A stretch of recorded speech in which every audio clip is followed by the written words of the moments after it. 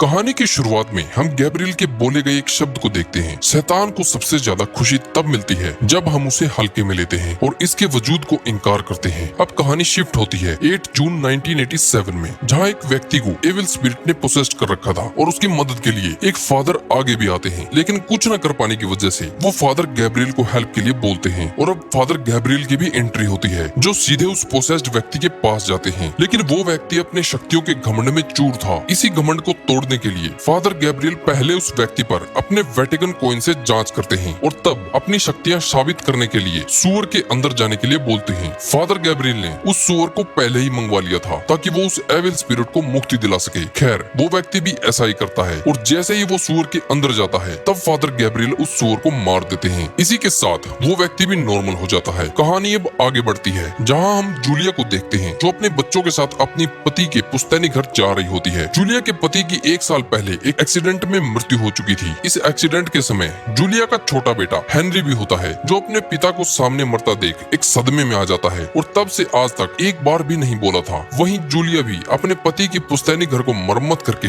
बेचने का सोचती है, क्योंकि उनके पास कोई सोर्स ऑफ इनकम नहीं होता है। खैर, इसी के साथ वो सभी लोग उस पुश्तैनी घर पहुंच जाते हैं, जो एक चर्च की तरह दिख रहा होता है। घर के अंदर जाने पे जूलिया की मुलाकात फादर स्क्राइबल से होती है, जो जूलिया से बोलता है कि वो कभी भी किसी भी जरूरत के समय उसे याद कर सकती है। वहीं अब उसे पुश्तैनी घर में मरम्मत का काम शुरू हो चुका था। वहीं दूसरी तरफ गैब्रियल को प्रीस्ट काउंसिल द्वारा एक मीटिंग के लिए बुलाया जाता है। यहाँ पर गैब्रियल को बिना किसी के इजाजत बिना स्पिरिट को मुक्ति देने के लिए कंप्लेंट किया जाता है। वहीं गैब्रियल भी अपने आप को डिफेंड करते हुए बोलते हैं, मैंने किसी भी स्पिरिट को मुक्ति नहीं दी है, क्योंकि वो व्यक्ति दिमागी तौर पे खराब होने से अपने आप को पोसेस्ड समझ रहा था। मैंने तो बस उसे ठीक करने के लिए ये नाटक किया था। लेकिन गैब्रियल की बात से कोई भी सहमत नहीं होता, इसलिए वो लोग गैब्रियल को कादरी के पोजीशन से निष्कासित करने की सोचते हैं। ये बात गैब्रियल को बिल्कुल पसंद नहीं आती और वो उन लोगों को औकात दिखाते हुए बोलता है कि सिर्फ उसे ही एक आदमी निष्कासित कर सकता है और वो है उसका बॉस। सीन शिफ्ट होता है जूलिया के घर पे, जहाँ मरम्मत कर रहे मजदूर को दीवार पे एक साइन दिखाई देता है। इसी साइन को सही से देखने के लिए वो दीवार पर आग का इस्तेमाल करता है, लेकिन इससे एक जोरदार धमाका होता है और वो बुरी तरह से घायल हो जाता है। अब सभी मजदूर भी काम करना छोड़ देते हैं। इसी दौरान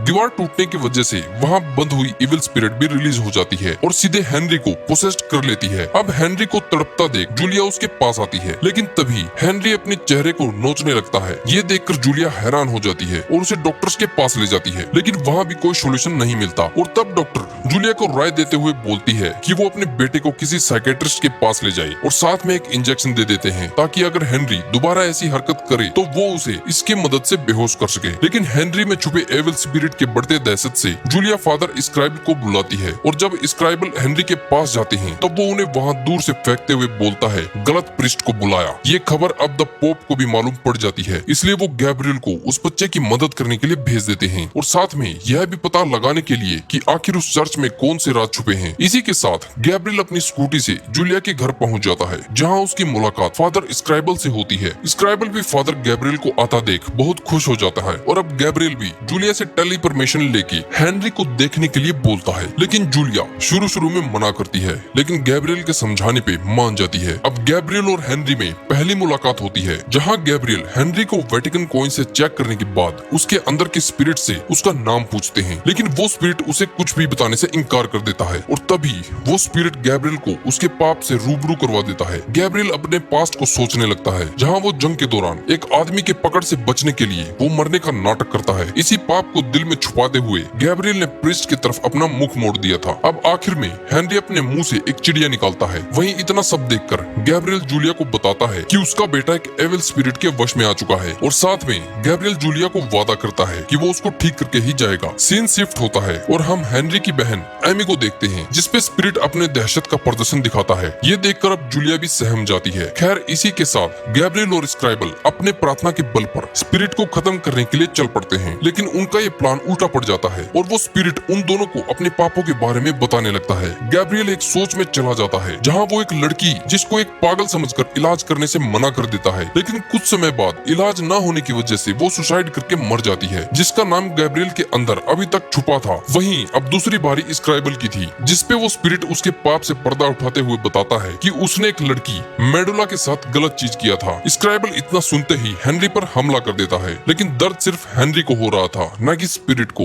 इसी के साथ वो दोनों बाहर आ जाते हैं, जहाँ एक दूसरे से अपने पापों के लिए कन्फेशन करते हैं। इसी दौरान उन्हें समझ आ जाता है कि वो स्पिरिट चाहती थी कि गैब्रियल वहाँ आए, जिसपे स्क्राइबल भी बोलता है कि जब वो पहली बार हेनरी को देखने गया था तब उस स्पिरिट ने बोला था कि गलत प्रीस्ट को ले आए। अब वो दोनों इस निर्णय पे पहुँचते हैं कि वो स्पिरिट को हेनरी नहीं चाहिए, बल्कि उसका इरादा कुछ और है। अब दी पोप को एक पुराने जनरल से मालूम पड़ जाता है कि उस पुश्तैनी घर में किसी ताकतवर शैतान का साया है। इतना जानते ही द पोप की हालत खराब हो जाती है और उन्हें हॉस्पिटल ले जाना पड़ता है। इसी के साथ गैब्रियल प्लेग्राउंड में पहुंच जाता है, जहां उसने पहले कुछ देखा हुआ था। गैब्रियल अब प्लेग्राउंड में एक ढक्कन पर वेटिकन साइन को देखता है, जिसके नीचे एक कुआं होता है। गैब्रियल तब उस ढक्कन को खींचने लगता है। वहीं दूसरी तरफ स्क्राइबल हेनरी की मदद मांगने पर देखने जाता है, जहां वो स्पिरिट उसके कान को काट लेता है और वही स्पिरिट अपनी शक्तियों से जूलिया और एमी को परेशान करने लगता है, जिससे वो दोनों चिल्लाने चीखने लगती हैं। वहीं उनकी आवाज सुनकर गैब्रियल और स्क्राइबल उनको बचाने के लिए पहुंचते हैं और उन्हें बचा भी लेते हैं। इसके बाद गैब्रियल स्क्राइबल को उन दोनों को चर्च में ले जाने के लिए बोलता है। इसके बाद गैब्रियल स्क्राइबल को अपने साथ उसी कुएं के पास ले जाता है, जहां स्क्राइबल उन वेटिकन साइंस को देखता है। इस कुएं में बहुत सारे कंकाल भी थे, जो उन ज्यूज के थे जिन्होंने क्रिश्चियनिटी में कन्वर्ट होने से मना कर दिया था। इसी के साथ वो दोनों अंदर चले जाते हैं, जहां वो दरवाजे को तोड़कर अंदर घुसते हैं। अंदर पहुंचने पे उन्हें एक कंकाल दिखाई देता है, जो किसी पिंजरे में कैद होता है। असल में ये कंकाल प्रोटेक्टर्स का होता है, अपने आप को डीमन से बचाने के लिए इस पिंजरे में बंद किया था। इसी के साथ उन्हें एक दरवाजा भी दिखता है, जिसके अंदर जाने पे उन्हें फेमस प्रीस्ट का कंकाल मिलता है। इस दौरान उन्हें दो चीजें पता चलती हैं। पहला यह कि वो जिस जगह खड़े थे वहाँ पर कई एक्सोर्सिज्म किया गया था, जिसके लिए ये प्रीस्ट लोग यहाँ आए थे। लेकिन एक्सोर्सिज्म फेल होने से वो लोग शैतान के कब्जे में आ जाते हैं, जिस दौरान सभी प्रीस्ट डेमन को अपने साथ यहीं पर कैद कर देते हैं। लेकिन हाल ही में मजदूरों की गलती से वो शैतान अब आजाद हो चुका था। और दूसरी चीज उन्हें यह पता चलती है कि जिस शैतान ने हेनरी को पोसेस्ड किया है उसका नाम एस्मोथेसिस है। वहीं दूसरी तरफ वो शैतान एमी पे वश करके जूलिया को डराता है, लेकिन जूलिया जब एमी को बचाने की कोशिश करती है तब शैतान उस पे हमला कर देता है। तभी जूलिया इंजेक्शन का इस्तेमाल करके हेनरी को बेहोश कर देती है। वहीं अब गैब्रियल और स्क्राइबल प्रार्थना के बल पर हेनरी के ऊपर एक्सोर्सिज्म करने वाले थे, लेकिन वो शैतान उन लोगों को अपने पाप दिखाने लगता है। लेकिन फिर भी वो लोग अपने प्रार्थना से नहीं हटते हैं। इसी दौरान वो शैतान एमी को पोसेस कर लेता है और सीधे ऊपरी दीवार पे चला जाता है। अब शैतान गैब्रियल को उन बच्चों की जान बचाने के लिए उसे उसको पोसेस करने की परमिशन देने को कहता है। शुरू में गैब्रियल बहुत बचने की कोशिश करता है, लेकिन आखिर में बच्चों को दर्द में देख वो राजी हो जाता है। इसी के साथ अब शैतान गैब्रियल के अंदर घुस जाता है, जिसपे गैब्रियल अपने आप को मारने की कोशिश भी करता है, लेकिन शैतान ऐसा नहीं करने देता। वहीं दूसरी तरफ स्क्राइबल जूलिया को अपने बच्चों के साथ कार में भेज देता है और खुद गैब्रियल की मदद करने चला आता है। वहीं स्क्राइबल देखता है कि गैब्रियल अब उसी गुफा के रूम में बैठा हुआ था। स्क्राइबल को भी देख के समझ आ जाता है कि गैब्रियल पे अब शैतान का वश था, लेकिन फिर भी वो गैब्रियल के पास आकर अंदर झांक के उस पर शैतान को हराने के लिए बोलता है। उसका यह प्लान काम भी करने लगता है, लेकिन तभी शैतान उनके पापों को उनके सामने खड़ा कर देता है। स्क्राइबल को उसकी प्रेमिका उसके सामने दिखने लगती है, जिसके साथ उसने गलत काम किया था। वो अपने हाथ में लिए होली साइन से उस पाप को मार देता है। वहीं गैब्रियल भी अब अपने पाप को, जहाँ वो पागल लड़की को देखता है जिसे वो बचा नहीं सका था, तभी गैब्रियल को भी वो होली साइन मिल जाता है, जिससे वो अपने पाप को भी खत्म कर देता है। इसी के साथ वो पाप हेल में समा जाती है। अब वो दोनों साथ में एक्सरसाइज करके उस शैतान को हरा देते हैं। वहीं दूसरी तरफ दी पोप की हालत फिर से ठीक हो जाती है और कहानी के अंत तक आते आते गैब्रियल और स्क्राइबल को पता चलता है कि अभी भी 119 जगह ऐसी हैं जहां शैतान का वश है। इसी के साथ इस मूवी का अंत यहाँ हो जाता है।